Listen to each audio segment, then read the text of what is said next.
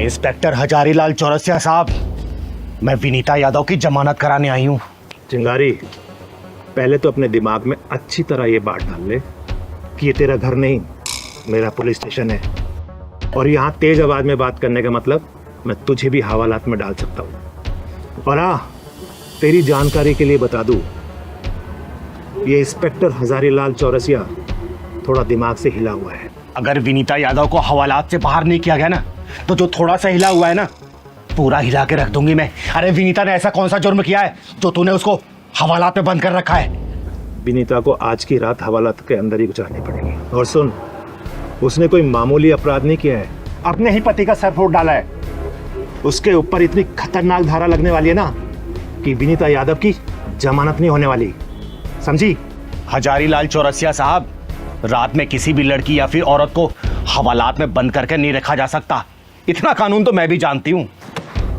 तो तू इंस्पेक्टर हजारीलाल चौरसिया को कानून सिखाएगी? सिखा नहीं रही हूँ, याद दिला रही हूँ जो तुम भूल गए हो। चिंगारी, तूने उस आदमी की हालत नहीं देखी। तुझे पता है इस औरत ने उसे कितनी बेरहमी से मारा है? वो तो उसकी किस्मत अच्छी है कि इस डॉक्टर ने उसे बचा लिया, नहीं तो मर जाता वो। इसने पूरी प्लानिंग कर ली थी उसे मारने की। मांग में चुटकी भर सिंदूर भरवाने की इतनी बड़ी सजा भुगत रही थी, समझे? और वो नीचता की सारी हदें पार कर रहा था। अच्छा चिंगारी, तुम्हें बताओ कि कौन कौन सी हदें पार कर दी थी विनीता के पति ने? इसके प्राइवेट पार्ट में बियर और शराब डालता था वो कमीना। सिगरेट से इसके नाजुक अंगों को जलाता था और प्राकृतिक मैथुन करवाता था इसे। और जब ये मना करती थी ना, बेल्ट और डंडों से मारता था ये। एक रात की तो बात है, अपने दो दोस्तों को लेके आए वो और बोला तुझे खुश करना उन दोनों को। बता, एक बात बता हजारीलाल, ऐसे में कौन सी औरत अपने पति की पूजा करेगी? इसीलिए इसने इसका सर फोड़ा। और कोई दूसरी औरत होती ना तो गला काट देती उसका, समझा? चिंगारी, जो बातें तुम मुझे बता रही हो ना, वो मुझे विनीता भी बता सकती थी ना, लेकिन इसने तो कोई जुबान नहीं खोली। वो जिंदा तो दिख रही है इंस्पेक्टर साहब, लेकिन अंदर से मर चुकी है बेचारी। उसकी आत्मा मर चुकी है, उसकी चेतना मर चुकी है। अरे शादी के सिर्फ 2 ही साल हुए थे उसके, और 2 साल में क्या क्या बर्दाश्त नहीं किया इसने। जब ऐसी बात थी तो इसने थाने में आके कंप्लेंट क्यों नहीं लिखवाई? अपने माँ बाप को क्यों नहीं बताया कि मेरे साथ ये हो रहा है, मेरा पति मुझे तंग कर रहा है, मार रहा है, पीट रहा है? तुमको ही क्यों बताया?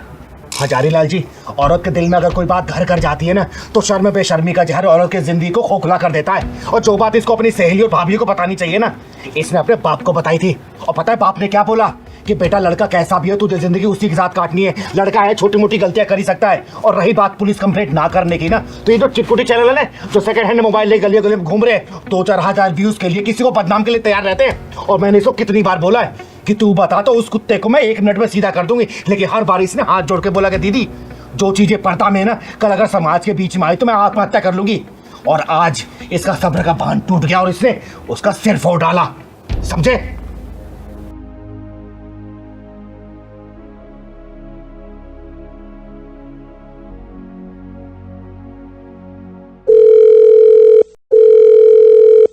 वकील साहब, हम बोल रहे हैं इंस्पेक्टर चौरसिया। अरे चौरसिया साहब, आपने अपने परम शत्रु वकील को कैसे याद कर लिया आज? वकील और इंस्पेक्टर में तो कुत्ते और बिल्लियों जैसा वैर होता है। बताइए कैसे याद किया आपने? वकील साहब, मेरी नज़र में आपसे ज़्यादा ईमानदार कोई वकील नहीं है, इसलिए मैंने आपको याद किया। इस जर्रा नवाजी के लिए शुक्रिया हजारीलाल जी। वकील साहब, मैं आपको एक केस दे रहा हूँ, क्योंकि मैं जानता हूँ कि आप कोई भी केस नहीं हारते। फिलहाल तो आप टाइम निकाल कर थाने आ जाइए, क्योंकि एक महिला का केस है, उसको जमानत दिलवानी है। जी ठीक है, आप आ जाओ। थैंक यू इंस्पेक्टर साहब। और इंस्पेक्टर, डंडा नीचे रख। तू जानता नहीं है, मेरा नाम चिंगारी है, चिंगारी किन्नर। और अगर चिंगारी भड़क गई ना, तेरा पूरा खानदान जल के राख हो जाएगा, समझा? ओए, तेरी जैसी चिंगारी को जुत्ती से बुझाती हूँ मैं। सीमा पटेल नाम है मेरा। ए चिंगारी, जब जेल में तेरा तेल निकाला जाएगा ना, जब तुझे पता चलेगा। शायद तुझे सिद्धांत कश्यप के सिद्धांतों के बारे में नहीं पता। एक बार थाने चल, जब तुझे पता चलेगा कि सिद्धांत कश्यप क्या है, समझ गई? ओए सिद्धांतवादी, तूने क्या सोचा? ये हथकड़ी तूने लगाई है? अगर तू ऐसा सोच रहा है ना, तो ये तेरी सबसे बड़ी भूल है, क्योंकि चिंगारी की मर्जी के बिना ना, चिंगारी को कोई छू भी नहीं सकता। बड़ा घमंड है तुझे अपने ऊपर। सीमा पटेल नाम है मेरा। तेरी जैसियों की नोक में नकेल डालना अच्छी तरह से जानती हूँ मैं। किस जुर्म में मुझे गिरफ्तार किया जा रहा है? अब आए ना असली मुद्दे पर। और सुन, मैंने तेरे सारे गुनाहों की लिस्ट बनाकर ना अपने थाने में चिपका रखी है। एक बार थाने चल, मैं तुझे एक एक कर कर तेरे सारे गुनाह गिनवाऊंगा। अगर मैंने चुपचाप ये हथकड़ी लगवा ली ना, इसका मतलब ये नहीं कि मैं चुपचाप थाने चली जाऊंगी। पहले ये बता, किस जुर्म में गिरफ्तार किया है मुझे? पूरी 25 एफआईआर दर्ज है तेरे खिलाफ।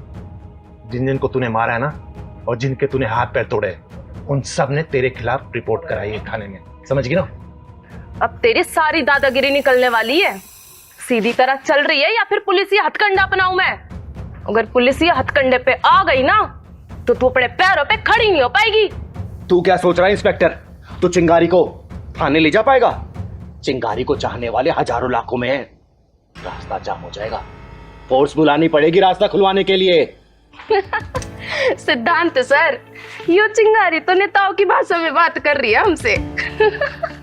इसकी सारी नेतागिरी निकाल दूंगा। एक बार थाने तो चलने दे इसे, वहीं तेल निकालूंगा तेरा। चल। ओ इंस्पेक्टर, मेरी बात सुन ले। उसके बाद तू जहां बोलेगा ना, वहां ये चिंगारी जाएगी।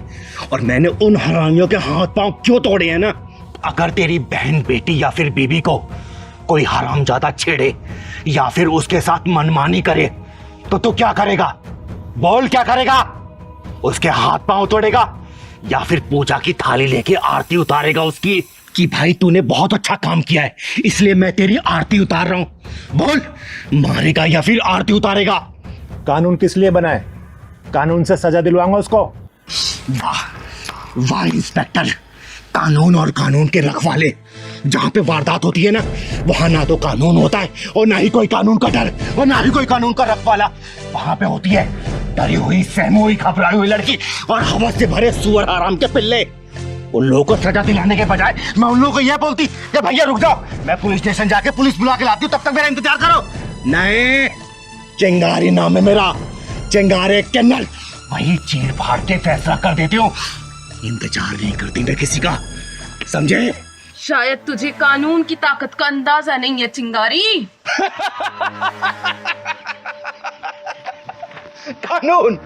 कानून की ताकत से अच्छी तरह वाकिफ है ये चिंगारी। कानून एक मकर जाल की तरह है जिसमें सिर्फ छोटे मोटे कीड़े मकोड़े फंसते हैं और बड़े जानवर उस कानूनी मकर जाल को तहस नहस करके निकल जाते हैं। और किस कानून की बात कर रहा है इंस्पेक्टर तू?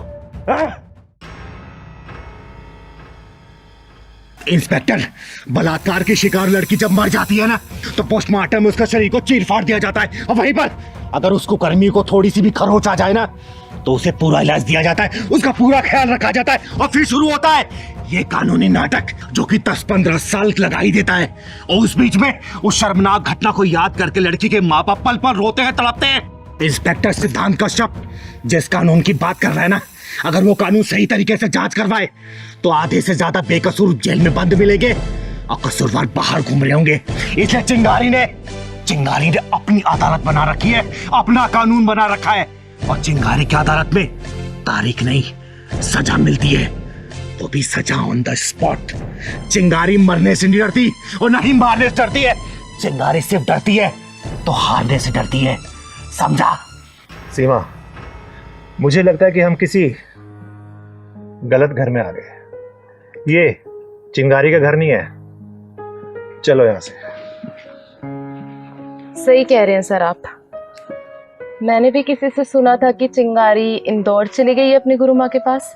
तुमने एकदम सही सुना, चिंगारी इंदौर में ही है। चलो।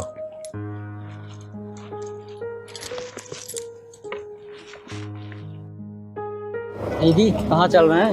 यार उस बच्ची को हॉस्पिटल देखने जा रहे हैं ना। अच्छा ठीक है। सारा सामान रख दिया ना? हाँ सारा सामान रख दिया और गाड़ी में अब कुछ रखने की जगह भी नहीं है। और दवाइयाँ रख ली हैं? हाँ।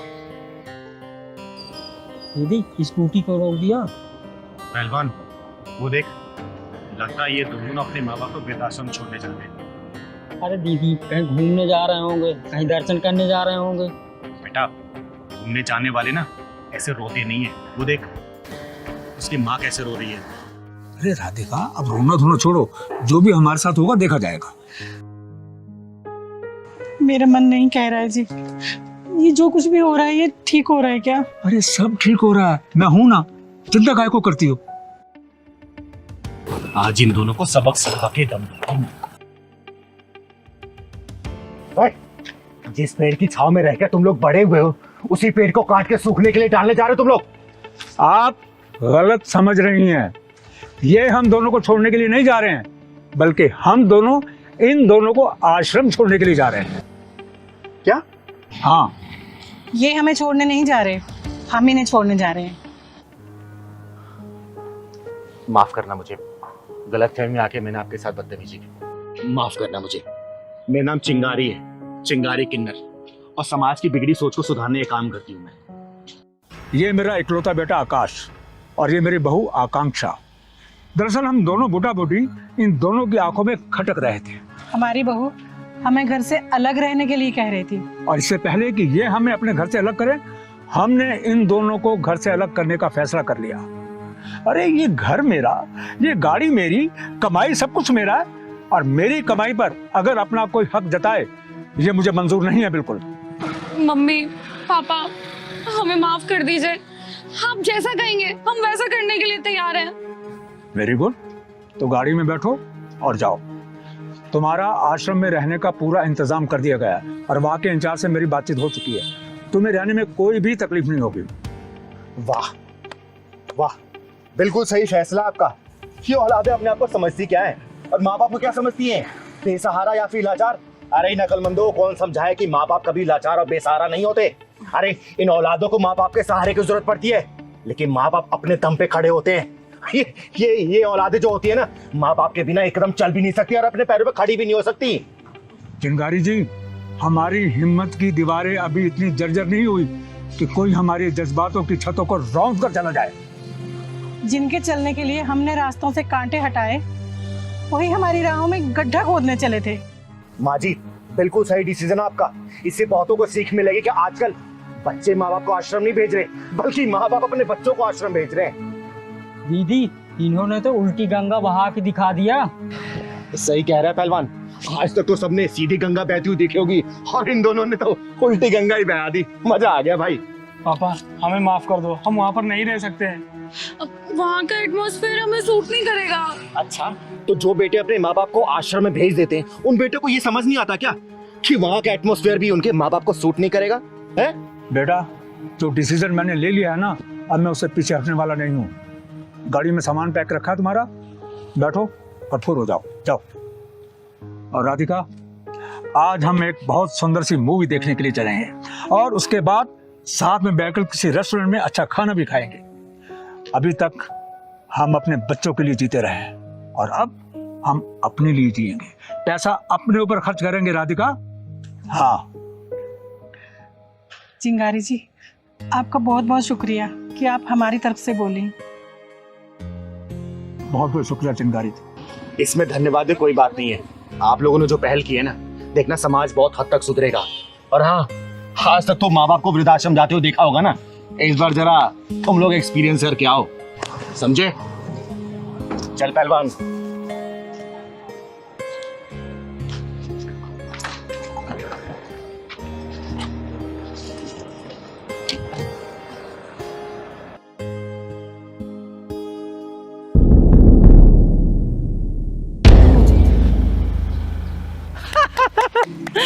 सबको मार डालूंगी, किसी को जिंदा नहीं छोड़ूंगी। सबको मार डालूंगी मैं, कोई जिंदा नहीं बचेगा। हाँ सबको मार दूंगी मैं, किसी को भी नहीं छोड़ूंगी। कोई नहीं बचेगा, कोई भी नहीं बचेगा, कोई नहीं बचेगा।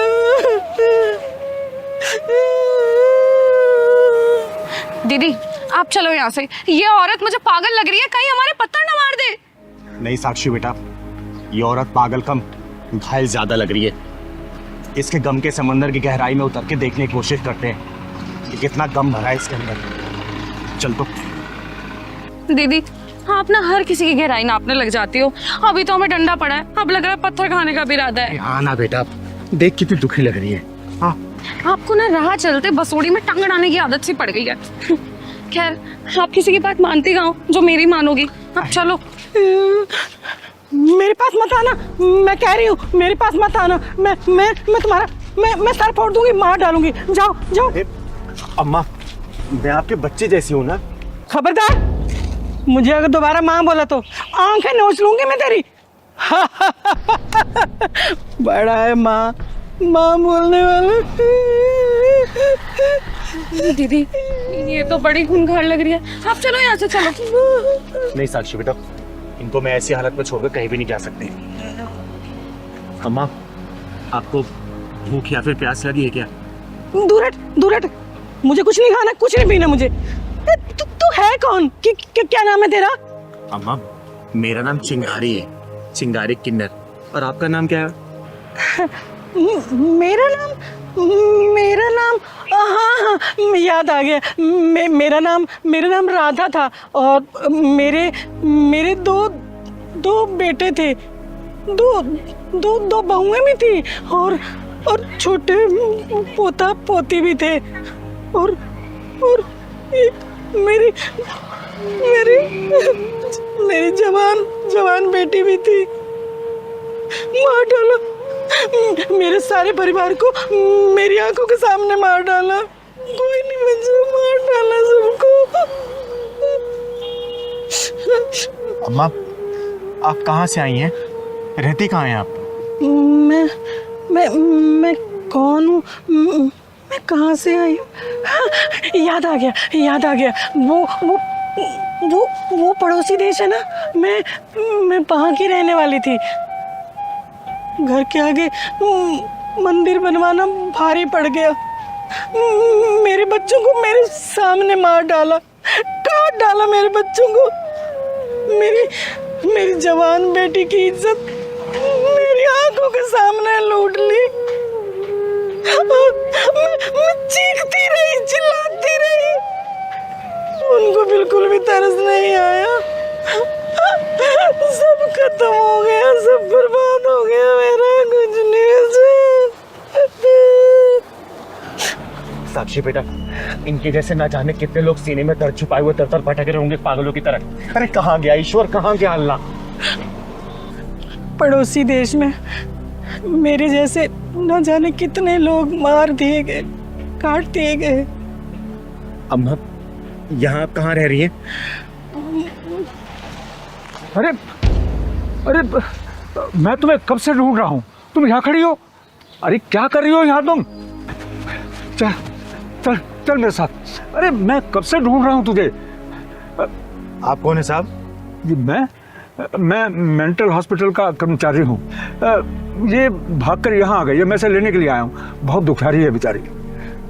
नहीं, मैं कहीं नहीं जाऊंगी, मैं वहाँ नहीं रहूंगी। अरे चल ना। मैं अपने बच्चों के साथ रहना चाहती हूँ, मैं नहीं जाऊंगी। साहब, अब ये कहीं नहीं जाएंगी, ये मेरे साथ रहेंगी। अब आपके साथ? हाँ जी। लेकिन आप इन्हें ऐसे साथ नहीं ले जा सकते, इनका नाम हमारे मेंटल हॉस्पिटल में रजिस्टर्ड है। अगर आप इन्हें ले जाना चाहते हैं तो हॉस्पिटल चल के आपको कुछ पेपर्स कार्रवाई पूरी करनी पड़ेगी, तब आप ले जा सकते हैं। ठीक है, मैं हॉस्पिटल चल के कागजी कार्रवाई पूरी कर देती हूँ। और अम्मा, आज से आप मेरे साथ रहेंगी। हाँ, मैं पागल खाने में नहीं रहूंगी, मैं अपने बच्चों के साथ रहूंगी। आइए चलिए, मैं कागजी कार्रवाई पूरी कर देती हूँ। आप बेटा। मेरे बेटे को क्यों मारा? क्यों गलती की उसकी? क्या किया तो उसने? बोल मेरे को, उस मासूम ने क्या किया था? ये बूढ़ी माँ का बेटा छीन लिया तूने। क्यों मारा तुम मेरे बेटे को? क्यों मारा? बोल क्यों मारा? बोल, मैं तेरी जान ले लूंगी। बोल, क्यों मारा मेरे बेटे को? क्या गलती? माँ, दीदी, मैं अपनी माँ की तरफ से माफी मांगता हूँ। दीदी, देखिए भैया, मुझे समझ नहीं आ रहा कि इन्होंने मुझे इतना क्यों मारा और इतना बड़ा इल्जाम क्यों लगा रही है मेरे ऊपर। दीदी, मैं सब कुछ समझाता हूँ आपको। दरअसल मेरा नाम जय है और ये मेरी माँ है। माँ प्लीज, मैं बात कर रहा हूँ ना। इनकी मानसिक हालत बिल्कुल ठीक नहीं है। किसी को भी देखकर मारने लगती है और बोलती है कि तुमने मेरे बेटे को क्यों मारा। और माँ, आप शांत हो जाओ, बिल्कुल चुप। गुस्सा करूंगा फिर मैं। आपको बोला था ना माँ खड़ा रहने को। यहाँ क्या कर रही हैं आप? चुप रहिए, एकदम चुप। लेकिन भैया, कुछ तो हुआ होगा ना जो इनकी मानसिक हालत खराब हो गई है, जो किसी को पकड़ के मारे जा रही है ये। क्या हुआ था बताइए। वो दरअसल दीदी मेरा एक छोटा भाई था विजय, मुझसे 1 साल छोटा था। आज से 2 साल पहले तीज के दिन किसी ने उसे बहुत बेरहमी से मार दिया। इतनी बेरहमी से मारा कि उसकी पसलियां तक तोड़ दी। पुलिस पिछले 2 साल से ढूंढ रही मेरे भाई के कातिल को, लेकिन कुछ पता नहीं चला है। और जब मेरी माँ ने उसकी लाश देखी ना, तब से अपना मानसिक संतुलन माँ तब से अपना मानसिक संतुलन खो चुकी है। किसी को भी देखकर मारने लगती है और बोलती है कि तुमने मेरे बेटे को मारा है। क्या कहा भैया, कौन सा दिन था वो? तीज के त्योहार की रात थी दीदी। मेरी माँ मेरे छोटे भाई का इंतजार कर रही थी ताकि दोनों बच्चों को बिठा के अपना व्रत खोल सके, लेकिन मेरा छोटा भाई उस दिन वापस ही नहीं आया दीदी। भैया ये वारदात किस जगह की है? राजनगर के पीछे जो जंगल है ना, बस वहीं मिली थी मेरे छोटे भाई की लाश।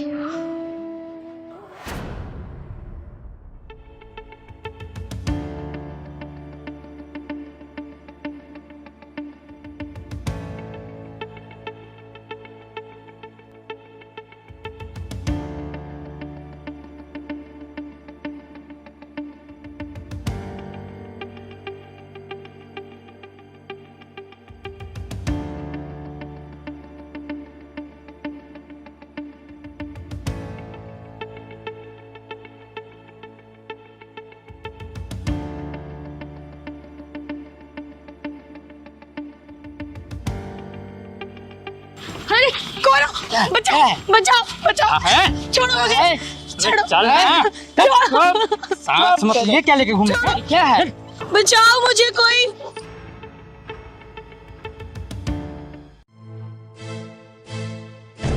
पहलवान, लगता है कुछ गड़बड़ है। मुझे छोड़ दो। अरे यार तू बचेगी ना, मेरी नजर ना बहुत दिन से तेरे ही ऊपर थी यार, तू बचने वाली में से ना। जो भाई छोड़ेंगे नहीं तुम्हें हम, बिल्कुल नहीं छोड़ेंगे यार। प्लीज मुझे जाने दो, बचाओ बचाओ मुझे, कोई बचाओ।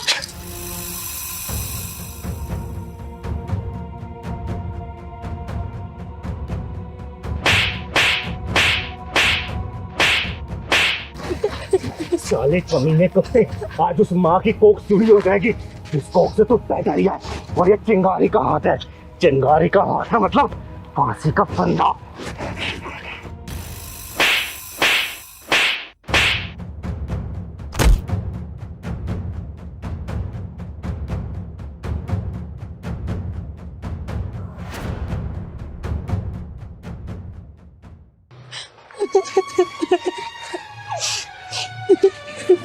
चुप हो जा, चुप हो जा, मर गया साला।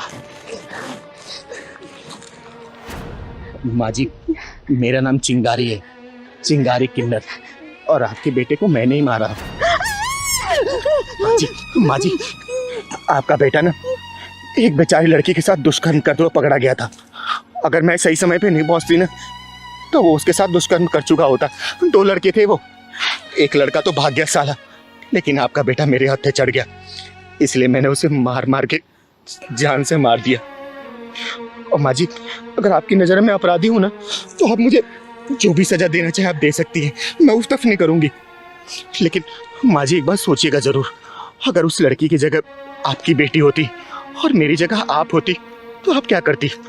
अगर वो मंजर आप देख रही होती, आप क्या करती बताइए? आप क्या करती माँ जी? चिंगारी, बिल्कुल सही किया तूने, एकदम सही किया। अगर मैं तेरी जगह होती ना, तो मैं सुअर का गला घोट देती। तूने बहुत सही किया, तूने एक मासूम लड़की की इज्जत बचा ली। बहुत सही किया तूने, बहुत सही किया।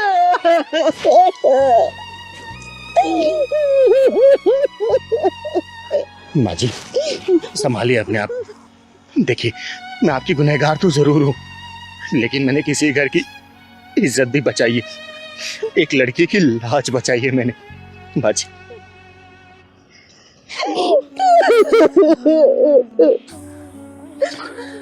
चिंगारी दीदी, आपने जो किया ना बहुत अच्छा किया। आप चिंता मत कीजिए, हम दोनों किसी को कुछ नहीं बताएंगे।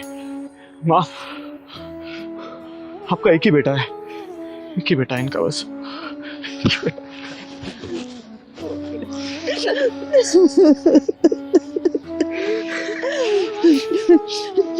चिंगारी, आज तक मैं उस कुत्ते के लिए रोती रही, लेकिन आज के बाद नहीं रोऊंगी मैं। नफरत करूंगी उससे मैं, नफरत करूंगी उससे मैं, नफरत करूंगी उससे। हाँ, नफरत करूंगी उससे, नफरत करूंगी उससे मैं।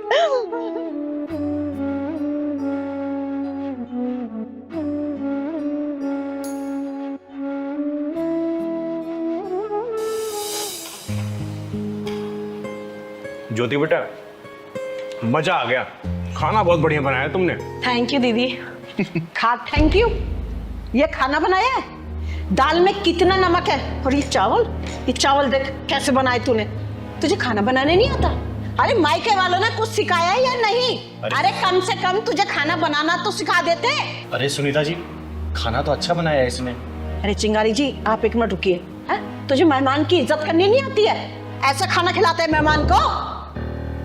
अरे माँ, चिंगारी दीदी सामने बैठी, क्या कर रही हो आप? रहने दो ना, क्यों सुना रही हो बेचारी को? बुरा लग रहा है उसे। तू चुप कर, जोरू का गुलाम कहीं का। मैं आप लोगों के लिए पानी लेकर आती हूँ।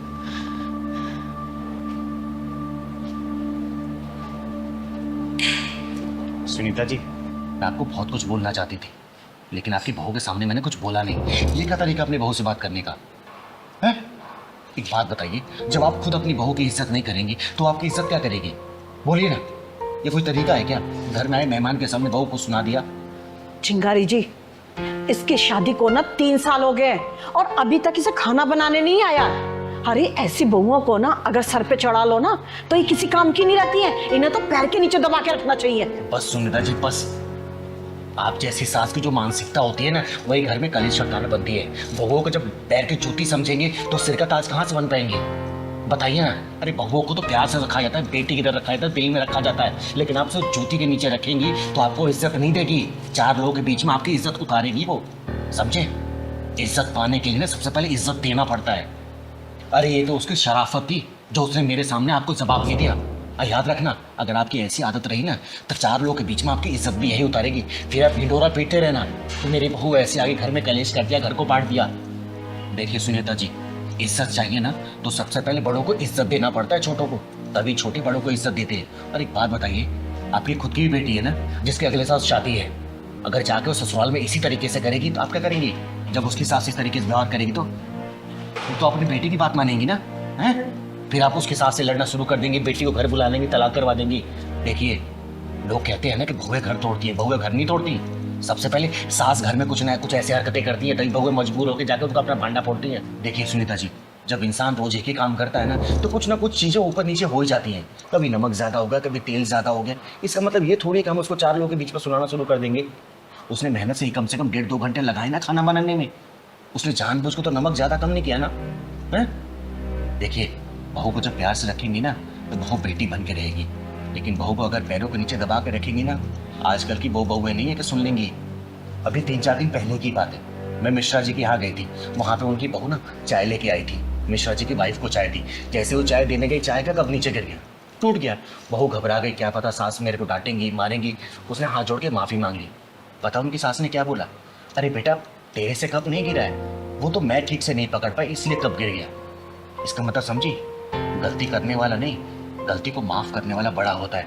और घर परिवार ऐसे ही चलता है। छोटी छोटी कमियों को नज़रअंदाज करेंगे ना, घर परिवार बहुत अच्छे से रहेगा। और छोटी छोटी चीज़ों पर ड्रामा करेंगे ना, घर नहीं चल पाएगा अच्छे से। समझी इस बात को? चिंगारी जी, आप बिल्कुल ठीक कह रही हैं, पर मैं क्या करूं? मेरी सास ने भी मेरे साथ ऐसा ही किया था और मेरे पति ने कभी इस बारे में आवाज़ ही नहीं उठाई। एग्जैक्टली माँ, पापा ने कभी आवाज़ नहीं उठाई, इसलिए आप दादी के सारे जुल्म सहती रही। और कहीं ना कहीं यही हाल मेरा भी है। जब तक आप मेरी बीवी को घर की 4 दीवारी में कुछ भी बोलती थी, मैंने कुछ नहीं कहा आपसे, लेकिन आज जब मेहमानों के सामने आपने बोला तो मुझे लगा कि मुझे आवाज़ उठानी चाहिए, लेकिन आपने मेरी आवाज़ दबा दी। माँ, अपनी पत्नी के लिए आवाज़ उठाना गुलामी नहीं, प्यार कहलाता है। और वो बेचारी किसके भरोसे आई है अपना परिवार छोड़ के? मेरे भरोसे आई है ना। तो माँ, मेरा फ़र्ज़ बनता है कि अगर उसके साथ कुछ गलत हो रहा है तो मुझे आवाज़ उठानी चाहिए। मेरी बीवी आपको अपनी सास नहीं, अपनी माँ बनाना चाहती है। आप उसे एक मौका देकर देखिए, अपनी बहू नहीं, अपनी बेटी बनाकर देखिए, फिर देखिए इस घर में कितनी खुशी आ जाएंगी। ये लीजिए पानी। बहू, तूने कुछ खाया? नहीं माँ जी, आज सोमवार है ना, तो सोमवार का व्रत रहता है मेरा। अरे तेरा व्रत है, चल जा तू आराम कर, ये सब मैं देख लूंगी। हाँ, और हाँ, आज के बाद ना तू मेरी बहू नहीं, मेरी बेटी है, और मुझे अपनी सास नहीं, अपनी माँ समझना। हाँ, जा तू आराम कर। ठीक है माँ जी।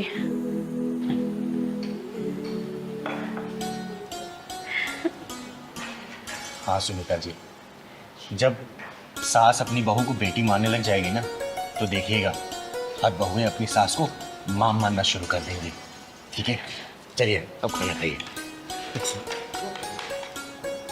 और बेटा सत्यम, अच्छा हुआ जो तूने अपनी आवाज़ उठाई। अगर आवाज़ नहीं उठाता ना, तो ज़िंदगी भर इस तरीके से घुट घुट के रहता, और तेरी माँ बदलती नहीं खुद को। अरे क्या ड्रामा मचा रखा है तुम लोगों ने? साथ में नहीं रहता, भागो यहाँ से, छोड़ो दूसरे को, तलाक ले लो। शादी के 10 दिन हुए नहीं है, तुम लोगों को तुम्हें भी शुरू हो गई है कि मुझे इसके साथ नहीं रहना, मुझे इसके साथ नहीं रहना। क्या है ये सब? तो दीदी मैं क्या करूं, आप ही बता दो। इस जैसे इंसान के साथ रहूं? अरे 10 दिन में इसकी असलियत मेरे सामने आ गई। शादी से पहले तो बड़ा बोलता था कि मुझे खुश रखेगा, रानी बना के रखेगा, और अब देखो रात दिन लड़कियों से बातें करता रहता है। ऐसे इंसान के साथ थोड़ी ना अपनी जिंदगी बिताऊंगी। क्यों बे, क्या चल रहा है ये सब? शादी के पहले की हरकतें शादी के बाद में नहीं सुधर दे रही है? दीदी ये झूठ बोल रही है, मैं फोन में नहीं लगा रहता हूँ। अच्छा, मैं झूठ बोल रही हूँ? फिर कल रात को किस लड़की का कॉल आया था जो बोल रही थी कि जानू खाना खा लिया, टाइम से घर पहुंच गए? दीदी ये सफेद झूठ बोल रहा है। वो तो कल मैंने इसे रंगे हाथों पकड़ा, तब भी देखो कैसे झूठ बोल रहा है आपके सामने। क्यों बे, क्या बोल रही है तेरी लुगाई? देख सच सच बता, वरना मार मार के तेरा भूत बना दूंगी मैं। क्या चल रहा है सब? दीदी ऐसी कोई बात नहीं है दीदी, वो सिर्फ मेरे ऑफिस कलीग का फोन था। आपको तो पता है ना, मैं 24/7 ऑफिस में काम करता हूँ। नाइट में भी शिफ्ट होती है, डे में भी शिफ्ट होती है, सारा दिन काम होता है। दीदी उसने सिर्फ इतना बोला था कि तुम घर पहुँच गए, और घर पहुँच गए तो मुझे कॉल कर लेना, ताकि कल की मीटिंग सेट हो जाए। बस इतनी ही बात थी दीदी, और इसने शक कर लिया। फिर ये मैसेज क्या है कि जानू घर पहुंच गए ना, फ्री हो कॉल करना? दीदी उसने जानू नहीं लिखा था, तुम सच बताओ, उसने जानू लिखा था क्या? अरे जानू नहीं लिखा था तो क्या हो गया, मैसेज तो किया था ना। और दीदी एक बात बताना, वो कौन होती है पूछने वाली कि ये घर पहुंच गए कि नहीं पहुंच गए? दीदी उसने सिर्फ कॉल इसलिए किया था ताकि वो कल की मीटिंग की टाइमिंग कंफर्म कर सके। अब ये माजरा समझ आ गया मुझे कि क्या चल रहा है तुम दोनों के बीच में। देखो दीदी, मुझे नहीं पता कि आपको क्या समझ में आया क्या नहीं आया, लेकिन मैं एक बात कहती हूँ, इस इंसान के साथ अब और नहीं रह सकती मैं। वैष्णवी तू बैठ पहले, और तू बैठ। पता तुम दोनों के बीच में क्या चल रहा है? तुम दोनों के बीच में सिर्फ गलत फहमी वाली लड़ाई चल रही है। पता है, शक ऐसी बीमारी है ना जिसका कोई इलाज नहीं है, लाइलाज है ये। और ऐसे हजारों लाखों घर तबाह हो गए, कम से कम अपने घर को तबाह होने से बचा लो। देख बेटा, ये कंपनी में काम करता है, 24/7 इसका ऑफिस है, और ठीक है किसी कलीग का मैसेज आ भी गया तो इसे क्लियर कर लेती ना। जबरदस्ती से लड़ने की क्या जरूरत थी, शक करने की क्या जरूरत थी? इसने बोला ना, क्लियर किया ना, और तू झूठ बोल रही है कि उसने जानू लिखा था। जानू ने लिखा ना।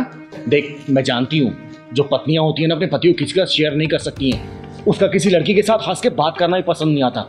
लेकिन बेटा समझ इस बात को, जब ये बाहर निकले कमाएगा तभी तो घर परिवार का खर्चा चला पाएगा ना। और छोटी छोटी बातों को लेकर क्लियर किया जाता है, शक नहीं किया जाता, समझी? और तू भी एक बात सुन ले, नौकरी करता है इसका मतलब ये नहीं कि किसी वक्त तेरे कोई सिर्फ कलीग तेरे को मैसेज कॉल कर देगी। देख घर परिवार के रिश्ते ऐसे नहीं चलते बेटा, बहुत समझ बूझ से चलाया जाता है, समझा ना? और ऐसे कोई भी चीज़ है इसके दिमाग में अगर शक घर कर बैठी है ना, तो क्लियर करना। लड़ने झगड़ने से या फिर तलाक लेने से, अलग हो जाने से इसका कोई समाधान नहीं निकलेगा।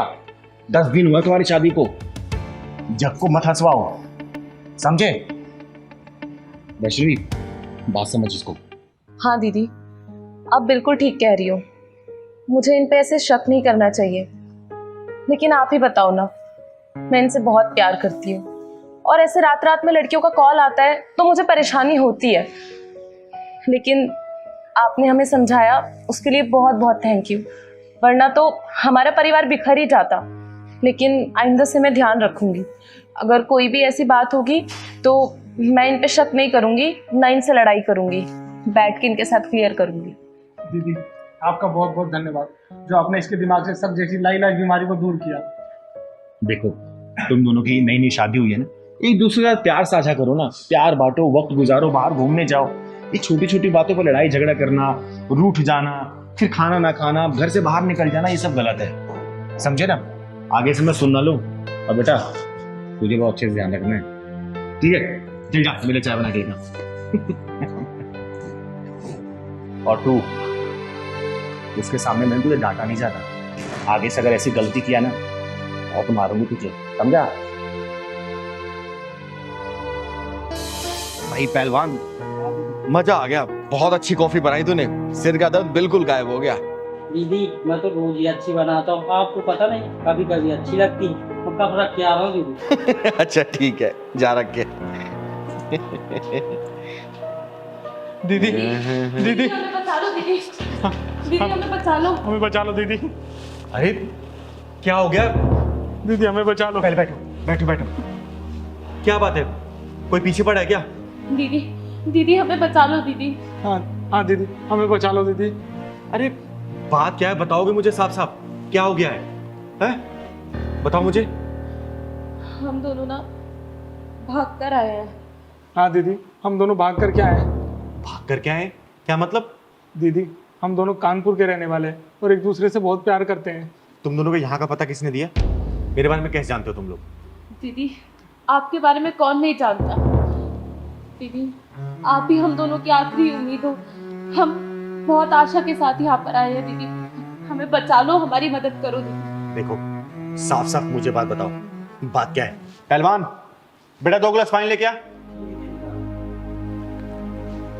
घबराओ मत तुम लोग, ये लो पानी पियो।